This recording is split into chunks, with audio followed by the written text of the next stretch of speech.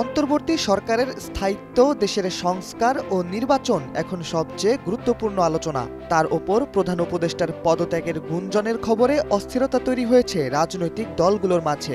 এমন রাজনৈতিক দুর্যোগকালে তিনটি রাজনৈতিক দলের সঙ্গে বৈঠক হয়েছে অন্তর্বর্তী সরকারের। শনিবার রাতে এই বৈঠকে বেশ কিছু দাবি উত্থাপন করেছে নবগঠিত রাজনৈতিক দল এনসিপি। প্রধান উপদেষ্টার কাছে দাবিগুলো উত্থাপন করেন এনসিপির আহ্বায়ক নাহিদ ইসলাম।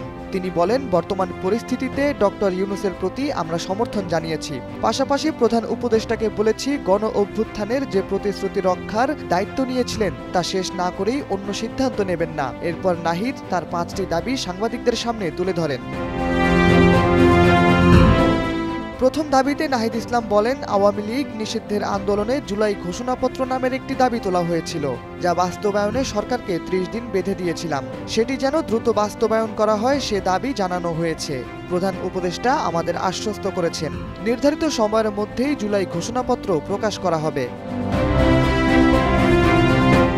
দ্বিতীয় দাবিতে নাহিদ ইসলাম তুলে ধরেন 5 আগস্টের গণ অভ্যুত্থানে আহত ও শহীদ যোদ্ধাদের কথা। তিনি বলেন, জুলাই আন্দোলনে যারা শহীদ ও আহত হয়েছেন তাদের পুনর্বাসন প্রক্রিয়া ধীরগতিতে হচ্ছে, সেটি দ্রুত সময়ের মধ্যে করতে হবে। তৃতীয় দাবিতে নাহিদ ইসলাম বলেন, শেখ হাসিনার আমলে হওয়া জাতীয় ও স্থানীয় পর্যায়ের সব নির্বাচনকে অবৈধ ঘোষণা করতে হবে।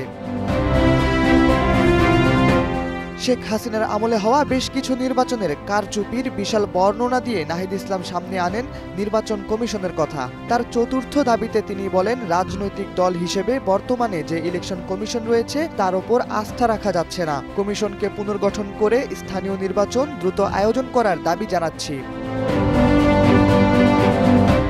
পঞ্চম ও শেষ দাবিতে নাহিদ ইসলাম বলেন, জুলাই গণহত্যার বিচার ও জাতীয় নির্বাচনের রোডম্যাপ ঘোষণার দাবি জানাচ্ছি। শনিবার রাতের এই বৈঠকে নাহিদ ইসলামের সাথে আরও উপস্থিত ছিলেন দলের মুখ্য সংগঠক হাসনাত আব্দুল্লাহ এবং সিনিয়র যুগ্ম আহ্বায়ক রফিকুল ইসলাম আদিব ও সিনিয়র যুগ্ম সহসচিব তাসনিম জারা। ডেস্ক রিপোর্ট, সময়ের আলো।